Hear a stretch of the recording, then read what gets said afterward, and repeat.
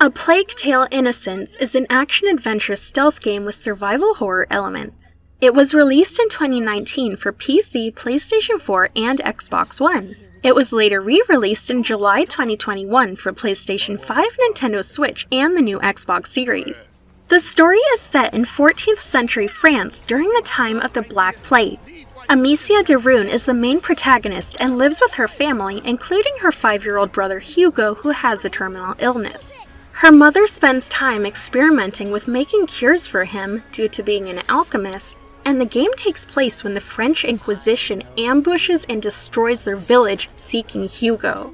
Amicia witnesses her father and other citizens being murdered and is sent to run away with Hugo by her mother. They are given instructions on who to visit to try and find a cure for him. While making their way across the nation, they have to hide and sneak past the Inquisition, along with evading the ravenous rats that are spreading the plague. I initially thought the gameplay would be similar to Dishonored because the story is very similar, but they are completely different. The chapters are very linear, and there is a bit you can explore, but for the most part, it just keeps pushing you forward. You don't have to go back to certain areas unless the story calls for it.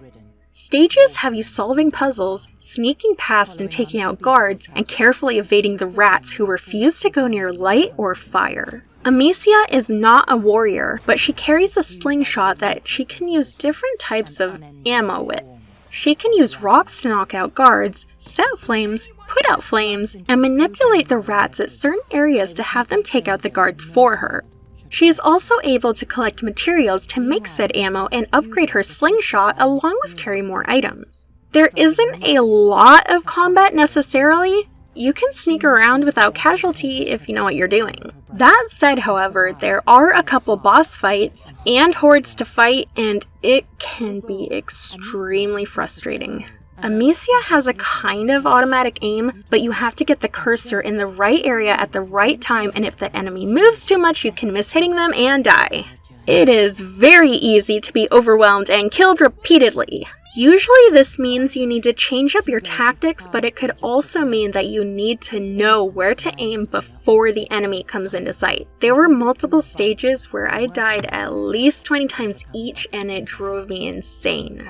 Amicia is almost always accompanied by her brother Hugo, and they move around while holding hands. Luckily, having him doesn't slow you down at all, and he can help you progress during puzzles.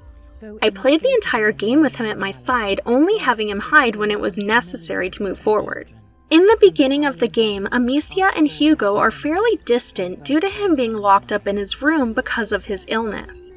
Amicia is a bit cold to him, but over time warms up and becomes extremely protective of him. Hugo is very likable because he's a bright-eyed child who is excited to see the world and sees the best in everyone. It is very heartwarming with how much he loves his mother, sister, and friends and will do anything to help them. He's just such a good partner to have, and it's almost impossible to dislike him. I can't say the same for Daniel from Life is Strange 2, though. Hey! Your face! Come on, I wasn't gonna drop it on you. There are a handful of other characters that join you during your missions and help you progress. I didn't really have any issues with any of the characters accompanying me. They keep out of sight, and for the most part, the only character that enemies keep their eyes peeled for is you. A lot of stages are technically escort missions, but they don't feel like it. When darkness arrives, so do the rats. They appear in enormous hordes and will cover you completely and devour you if you even step 1 millimeter away from light.